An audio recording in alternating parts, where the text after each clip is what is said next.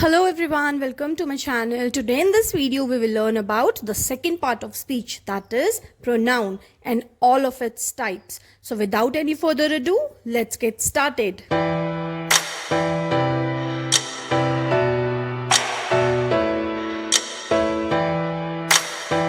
What is a pronoun? A pronoun is a word that replaces a noun. Let's read out the examples. You are invited to my party.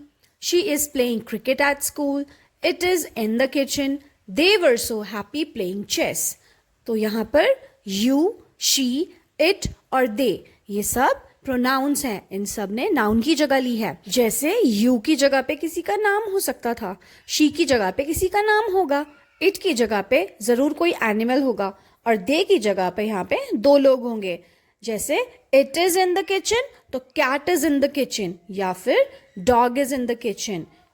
Now let's come to the types of pronoun. So there are 7 types of pronoun: personal, demonstrative, relative, interrogative, possessive, indefinite and reflexive and emphatic.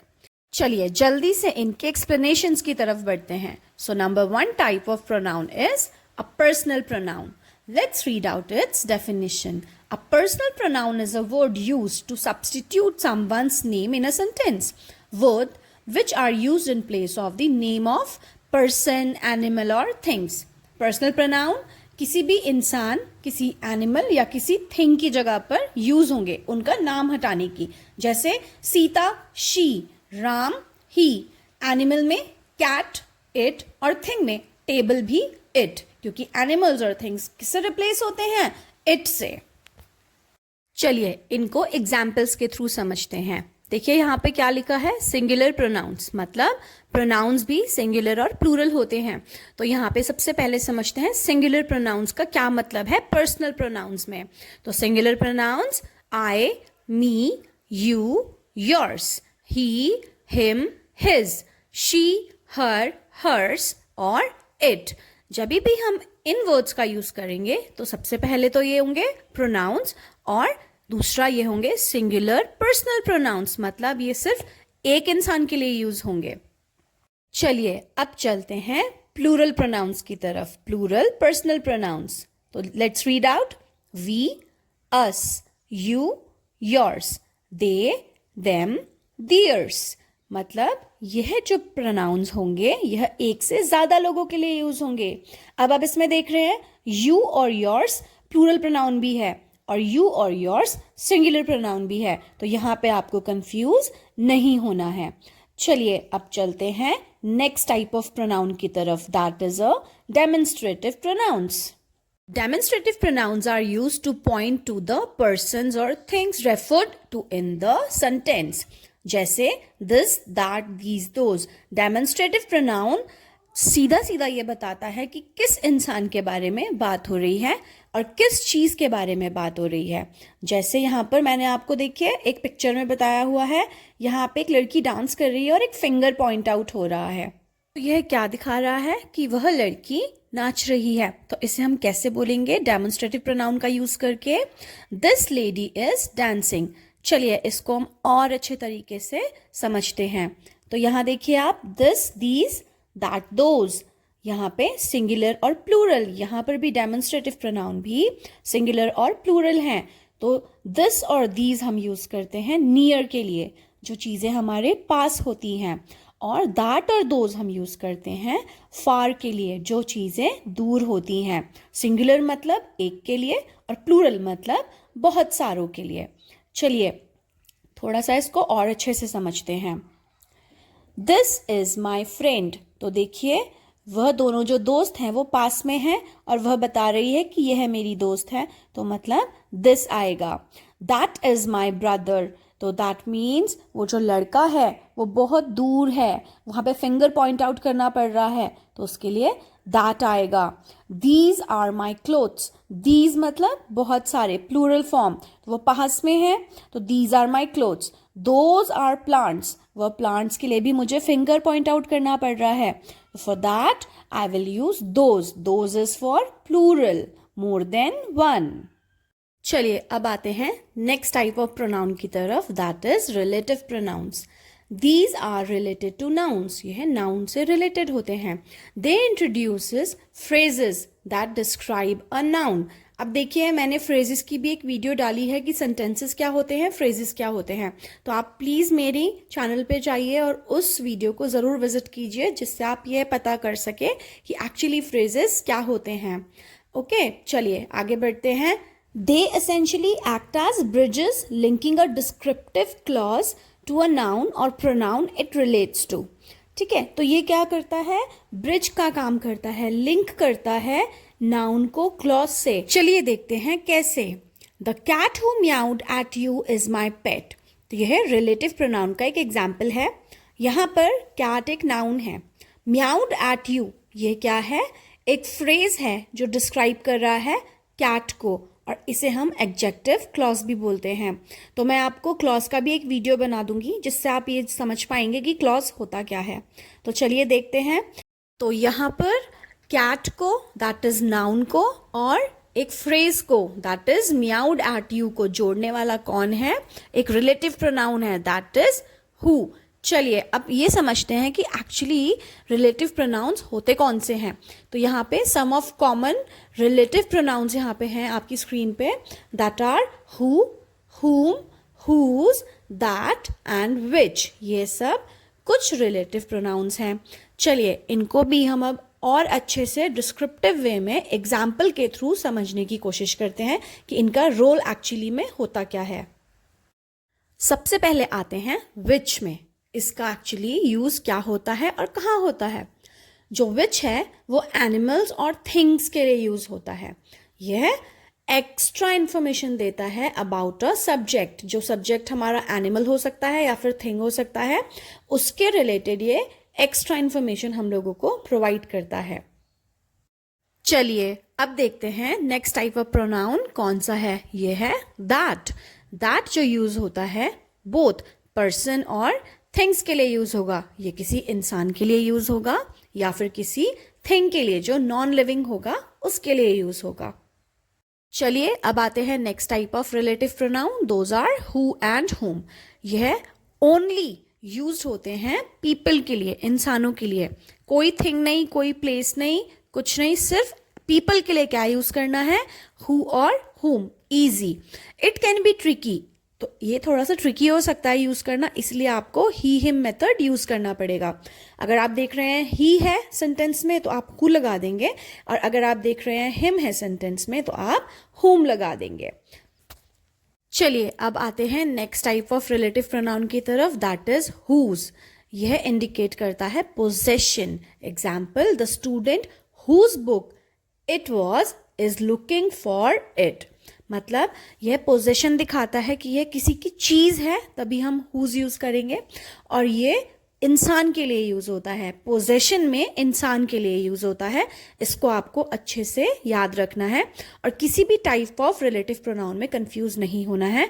चलिए इनको और examples के through समझते हैं.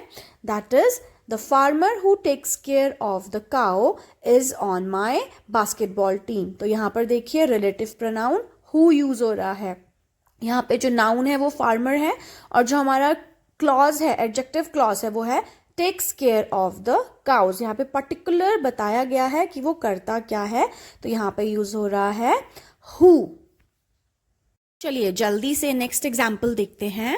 Next example है the dog that Misty bought to our house was very friendly. तो यहाँ पर दैट यूज हो रहा है डॉग के लिए.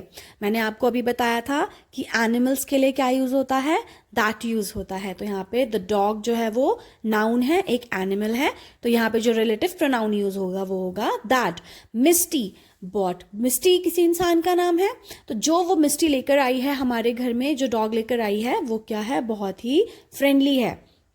रिलेटिव प्रोनाउंस थोड़ा सा लेंदी है और थोड़ा सा डिफिकल्ट टू अंडरस्टैंड है, बट अगर आप इसको एक दो बार रिपीट मोड पर देखेंगे तो आप डेफिनेटली समझ जाएंगे कि रिलेटिव प्रोनाउंस एक्चुअली होते क्या हैं. तो चलिए let's come to the next type of pronoun, that is interrogative pronoun. अब देखिए आप बोर्ड पर देख पा रहे होंगे, यहाँ पे लिखा है हुज, विच, हु, हुम, व्हाट. तो यह भी रिलेटिव प्रोनाउन की तरह लग रहे हैं. तो इंटेरोगेटिव प्रोनाउंस और रिलेटिव प्रोनाउंस लगभग लगभग सेम ही होते हैं, पर इनका जो यूज़ होता है वो बिल्कुल अलग होता है। तो देखते हैं इंटेरोगेटिव प्रोनाउंस का यूज़ क्या है। तो इनका जो यूज़ होता है वो क्वेश्चंस पूछने के लिए होता है, और रिलेटिव प्रोनाउन का काम क्या होता है, नाउन और फ्रेज को जोड़ना। तो यहाँ पर जब हम एग्जाम्पल्स के थ्रू इनको समझेंगे तो हम इन्हें और अच्छे से समझ पाएंगे। तो चलिए इनके एग्जाम्पल्स को एक बार देखते हैं। ओके, आप स्क्रीन पे देख पा रहे हैं हु, हुम, हुज, व्हाट, विच। अब यहाँ पे जो हु यूज होगा वो पर्सन के लिए यूज होगा as subject. Example, who took the book. यहाँ पर हुम जो यूज होगा वो भी पर्सन के लिए यूज होगा, लेकिन as an object. Whom is she talking to. Whose यहाँ पे पर्सन के लिए यूज होगा, लेकिन पोजेसिव फॉर्म में। Whose car is this. What जो यूज होगा थिंग के लिए यूज होगा। What do you want for lunch. Which जो यूज होगा वो पर्सन के लिए भी यूज हो सकता है और थिंग के लिए भी। Which of them is the tallest, और which colour do you prefer. तो यहाँ पे जो पर्सन है जब सब्जेक्ट के लिए यूज हो रहा है तो सब्जेक्ट है हमारा बुक, और यहाँ पे जो पर्सन हमारा ऑब्जेक्ट के लिए यूज हो रहा है तो वो पूछ रहा है किससे वह बात कर रही है, वो ऑब्जेक्ट क्या है जिससे वह बात कर रही है। पोजेशन हमारा शो करता है किसी चीज का हमारा होना। तो इस सेंटेंस में कार का पोजीशन पूछा जा रहा है, हुज कार, किसकी कार है। नेक्स्ट आते हैं थिंग में। What do you want for lunch, मतलब आप क्या खाना चाहते हैं, और लंच हमारा थिंग में आता है। नेक्स्ट पर्सन और थिंग दोनों के लिए यूज होने वाला विच। तो विच ऑफ देम मतलब इन दोनों में से कौन लंबा है, और which colour do you prefer, आप कौन सा कलर पसंद करते हैं। तो I hope it will be clear to you now. So let's come to the next type of pronoun, that is indefinite. अब देखिए, इंडेफिनाइट प्रोनाउंस वह प्रोनाउंस होते हैं जो ये दिखाते हैं कि एक्चुअली चीज़ों का और इंसानों का कुछ पता नहीं है। जैसे a pronoun that refers to a person और a thing without being specific. चलिए इनके एग्जाम्पल्स को गो थ्रू करते हैं। फर्स्ट है I have eaten everything in my fridge, मतलब मैंने सब कुछ खा लिया जो भी था, पर मेरे को नहीं पता अभी कि उन्होंने क्या क्या खाया है। Second, I have nothing for breakfast, मेरे पास कुछ भी नहीं है खाने के लिए। I need to find something, मुझे कुछ ढूंढना पड़ेगा, अब क्या ढूंढना है वो भी नहीं पता। एनीथिंग वुड बी ओके, जो भी होगा ठीक होगा, अब क्या होगा पता नहीं। तो इसमें हमें एक्चुअली स्पेसिफिकली पता नहीं होता कि हमें क्या चाहिए। तो आई होप ये सबसे इजी लगा होगा आपको प्रोनाउंस में।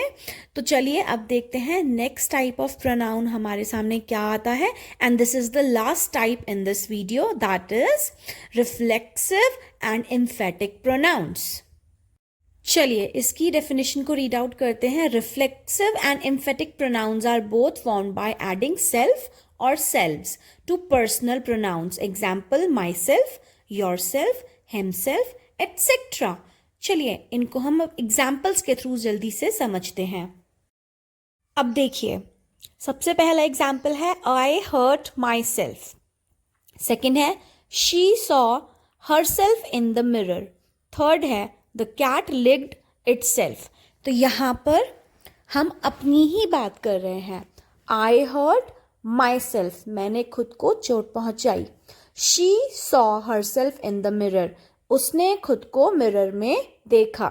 The cat licked itself, cat ने खुद को ही लिक किया। तो यहाँ पर जब हम खुद की बात कर रहे होते हैं और हम himself, myself, itself यूज करते हैं तो वह रिफ्लेक्सिव प्रोनाउंस होते हैं। तो चलिए अब आते हैं एम्फेटिक प्रोनाउंस के एग्जाम्पल्स की तरफ। एम्फेटिक प्रोनाउन के examples, I myself cooked the dinner, she herself admitted the mistake, he himself fixed the car. अब यहाँ पर देखिए, जो एक्चुअली में सब्जेक्ट है वो खुद पे एम्फेसाइज कर रहा है किसी ऑब्जेक्ट को लेकर। जैसे I myself cooked the dinner, मैंने क्या किया, डिनर को बनाया, खुद बनाया। She herself admitted the mistake, उसने खुद से ही अपनी मिस्टेक कबूल कर ली। He himself fixed the car, उसने अपनी कार खुद से फिक्स करी, खुद से ठीक करी। तो जब यहाँ पे सब्जेक्ट खुद को एम्फेसाइज करता है, खुद के बारे में बताता है कि मैंने उस ऑब्जेक्ट के साथ ऐसा किया, उसे एम्फेटिक प्रोनाउंस कहते हैं। चलिए अब हम प्रोनाउन के कुछ केसेस को समझते हैं। तो यहाँ पे 3 टाइप के केसेस शो हो रहे हैं, सब्जेक्टिव केस, ऑब्जेक्टिव केस और पोजेसिव केस। तो यहाँ पे आप देख रहे हैं सब्जेक्टिव में कौन से प्रोनाउन यूज होते हैं, I, you, he, she, it, we, you, they. और ऑब्जेक्टिव में me, you, him, her, it, us, you, them. And possessive case में my, your, his, her, its, our, your, their. अब आप देख रहे हैं जो यू है वह सिंगुलर में भी आता है और वह प्लूरल में भी आता है। चलिए इसको एग्जाम्पल्स के थ्रू समझने की कोशिश करते हैं। तो सबसे पहले सब्जेक्टिव केस को देखते हैं। We walked to the museum this afternoon. तो यहाँ पे वी जो है वह सब्जेक्टिव केस में आएगा। Objective case, mister Green walked to the museum with us. तो us objective. Possessive, we walked to the museum with our friend. मतलब वहां पे पोजेशन शो हो रहा है, मेरे दोस्त, अपने दोस्त। तो यहाँ पर सब्जेक्टिव में सब्जेक्ट की बात होगी, ऑब्जेक्टिव में ऑब्जेक्ट की बात होगी और पोजेशन में, पोजेसिव केस में किसी के पोजेशन की बात होगी। तो चलिए इसको हम एक्सरसाइज के थ्रू और अच्छे से समझते हैं।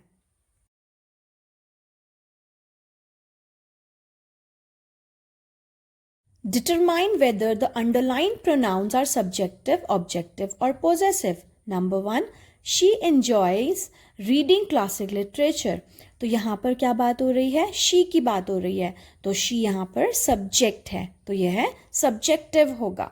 The family drove to the mountains in their car. तो यहाँ वो अपनी किसकी कार में गए हैं, वो अपनी कार में गए हैं। तो their यहाँ पे क्या है, possession शो कर रहा है, तो यह possessive केस होगा।